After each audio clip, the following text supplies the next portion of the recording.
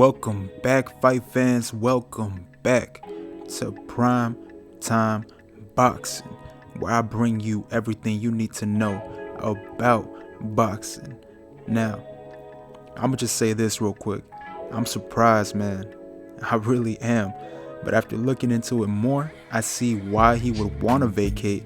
And not saying I agree with it, but I understand his standpoint. So for this video, we will talk about why he's vacating his WBC belt, who Tyson Fury will be fighting next, if not Dillian Whyte, and my thoughts on the situation. So for the people that don't know, real quick, Tyson Fury is currently the heavyweight WBC champion of the world with a record of 31-0-1 with 22 KOs, coming off of possibly the fight of the year versus the very dangerous Deontay the Bronze Bomber Wilder. So he is planning to vacate that same belt, and it's for the most, at this point, common thing, which is the split. Dillian Whyte, the heavyweight interim WBC champion of the world, has been in arbitration with the WBC since he felt like he's been done dirty and owed a shot at the title. Well, now he's got what he wanted, and it's official. Tyson Fury is ordered to fight Dillian Whyte, but now Dillian Whyte wants what he calls a fair percentage split of 55-45. Wow, I mean, that's crazy. I don't know how they think that's fair, but Fury's team feels like 80-20 split is fair considering the purses both fighters have been getting in their previous fights. However, the WBC will ultimately decide what the percentage will be, but that decision won't be made until March of 2022.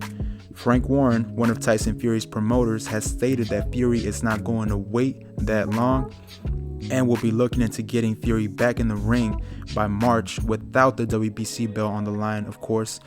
Some names were brought up, and I'll give you those names and my thoughts here at the end of the video. With all the legalities around this, it's very unlikely that the WBC will allow for this to happen. Therefore, Tyson will have to vacate or get stripped by the WBC. Now, for my thoughts on this, I'm gonna make this clear, man. I don't pocket watch. I've never done that in my life. And I'm all for the fighters getting their money. But in what world does Dillian Whyte think that a fair percentage split is 55-45? It doesn't make sense. At least to me it don't.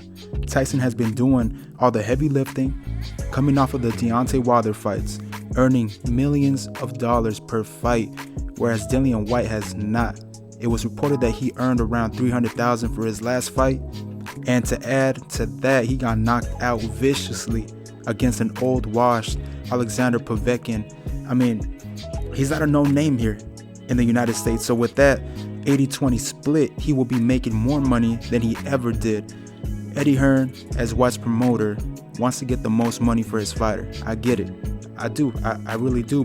But you have to be rational with the way you move and what you ask for. It's like he's almost asking for the fight not to happen by asking for that ridiculous split. So we're just going to have to wait on the decision from the WBC and see what they decide the split should be. If Tyson wants to keep the belt, if he chooses to vacate. Andy Ruiz Jr. and Joseph Parker were some of the names brought up for late March.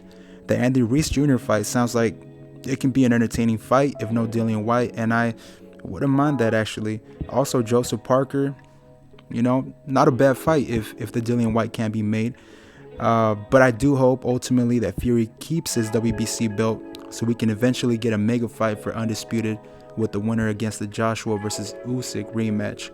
As for Dillian Whyte, I expect him to get elevated to WBC champion if Tyson vacates, and he will have to defend his title against the #1 ranked fighter in the WBC rankings. And it's crazy how things work, man. That #1 fighter, as of right now, is Deontay the Bronze Bomber Wilder. So that is a possible matchup between Dillian Whyte and Deontay Wilder for 2022.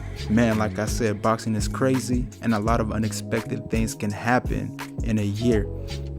For now, we'll just wait and see what happens if Fury decides to wait for the WBC. And you know what? I wouldn't mind any of those fights that I just mentioned against Andy Ruiz Jr. or Joseph Parker. And I'm not too mad at Tyson Fury if he decides to vacate. I really understand where he's coming from. I mean, put yourself in that position. You're taking the jobs nobody wants to take. You're doing a lot more. You're getting added a lot more responsibilities to your jobs that you're already making. You're not going to want to make the same amount of money that your coworker is making. You're going to want to make sure that your check comes in a little bit better. So I understand where Tyson Fury comes from, but I also understand what Dillian Whyte's promoter wants, right? They want the most money for the fight. But ultimately, man, like I said, you have to be rational. You have to make it make sense. And in my eyes, Tyson Fury has done a lot more than Dillian Whyte. He has known more. His pay-per-views have sold a lot more. So for that reason, I feel like an 80-20 split in favor of Tyson Fury is something that, in my opinion, is fair compared to the 55-45 split that Dillian Whyte wants. We'll see what happens, like I said.